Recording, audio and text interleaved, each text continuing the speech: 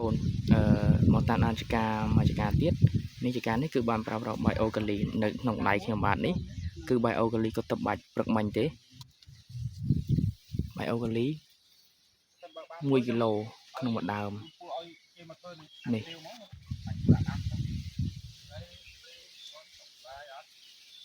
ឃើញផ្លែបាច់បាយអូកាលីជាមួយនឹងយូតាបងប្អូនណាហើយដើមនេះមានអាយុ7ឆ្នាំ6 7ឆ្នាំទេមកផ្លែរបស់គាត់មូលអញ្ចឹងបន្ទាប់ពីបានបាញ់ហាយផុស UMP មកគាត់ចាប់បានបញ្ចូលជីដីពពួកបាយអូកាលីជាមួយនឹងយូតាបងប្អូននេះអញ្ចឹងលក្ខណៈពិសេសពីដើមផ្សេងទៀតគឺអ្នកដែលអត់តបាញ់បាយអូកាលីគឺអត់មូលដូចរបស់គាត់ចេះទេអត់ពេញខែពេញជ្រុងចេះទេមូលស្អាតមែនតើបងប្អូនណានេះសិតដើមផ្សេងនេះទៀតនេះឥឡូវនេះបិទវគ្គបាញ់ហើយផុសហើយបាយអូកាលីគឺដាក់បាយអូបិទវគ្គហើយផុសជាមួយនឹង UMP ដាក់បាយអូកាលីជាមួយយូតាម្ដងបងប្អូននេះមើលក្តាប់មើលរៀងមើលរើពួកគាត់មើលនេះ10រៀងរើ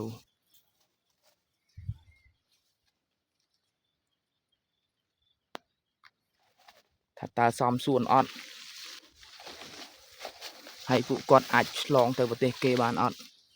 ឆ្លងដែនណា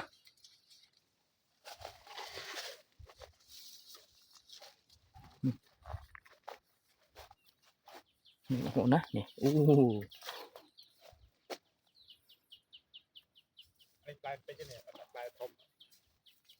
ដោយសារដើមគាត់ផ្លែទៅបាន1ឆ្នាំ2ឆ្នាំពេលអញ្ចឹងគាត់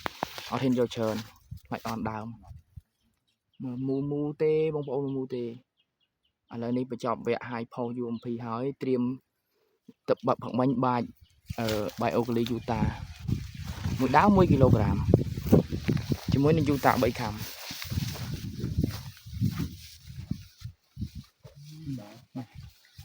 ចឹងលក្ខណៈពិសេសខុសគ្នារវាងបាញ់អត់បាញ់ហាយផុសហើយនឹង UMP និងបាញ់ហាយផុស UMP ខុសគ្នាទាំងតូចទាំងធំមូលស្អាតដូចគ្នាព្រោះជាធម្មតាតារ៉េនឆាប់ដូររូបរាងនៅអាយុ60ថ្ងៃ70ថ្ងៃហ្នឹងដូររូបរាងដល់ពេលយើងដូររូបរាងយើងបាញ់ទាញឲ្យវាគ្រប់ជ្រុងគ្រប់ជ្រោយគ្រប់ខ្លែបវាមកគឺស្អាតតែម្ដងនេះស្អាតណាស់ស្អាតប៉ុណ្ណឹងហើយអត់ដឹងថាពួកគាត់អាចឈានឆ្លងដែនទៅនៅស្រុកគេបានអត់ទៀតណា